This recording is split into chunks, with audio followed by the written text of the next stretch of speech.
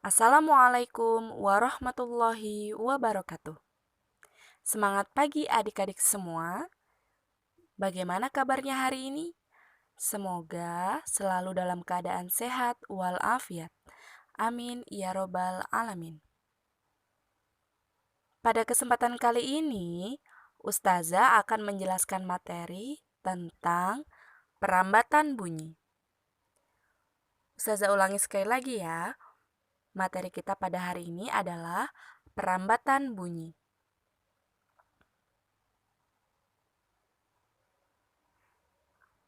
Jadi, apakah yang dimaksud dengan perambatan bunyi? Lalu, bagaimana bunyi bisa kita dengar?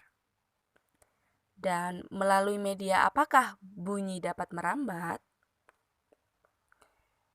Yuk kita pahami bersama. Bunyi merupakan gelombang yang perambatan arahnya sejajar dengan arah getarannya. Bunyi dapat terdengar jika memenuhi syarat berikut ini. Yang pertama, ada sumber bunyi.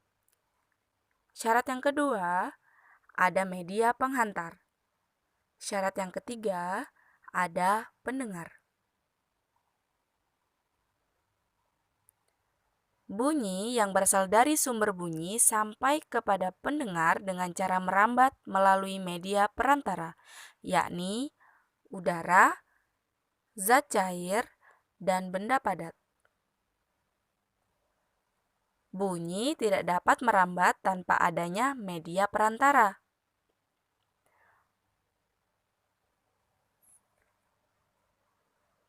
Ustazah akan memberikan beberapa contoh. Contoh yang pertama, bunyi merambat melalui udara. Untuk membuktikannya, kita bisa menggunakan media selang air atau media selang plastik.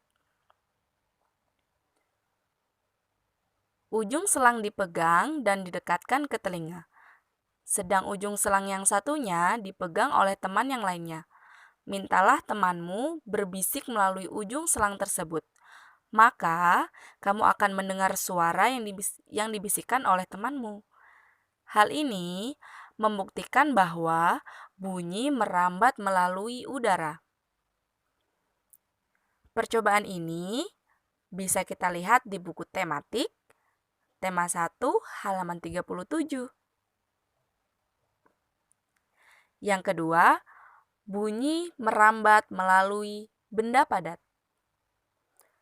Untuk membuktikannya, kita bisa melihat percobaan 2 di buku tematik, tema 1, halaman 38.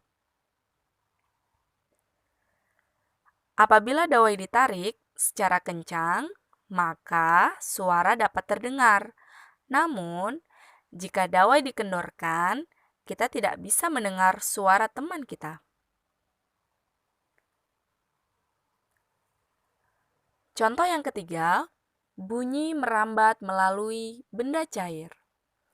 Untuk membuktikannya, kita bisa menggunakan corong. Kemudian, letakkan corong ke dalam ember yang berisi air. Ketuklah dinding ember menggunakan batu.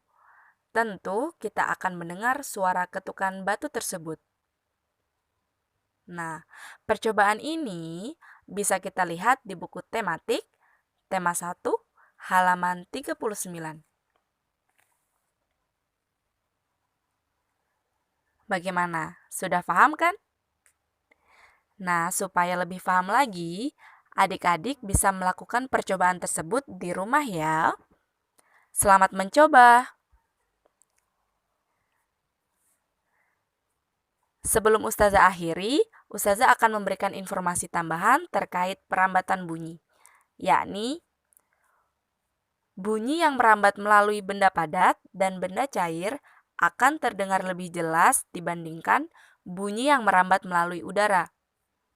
Ustazah ulangi sekali lagi, bunyi yang merambat melalui benda padat dan benda cair akan terdengar lebih jelas dibandingkan bunyi yang merambat melalui udara.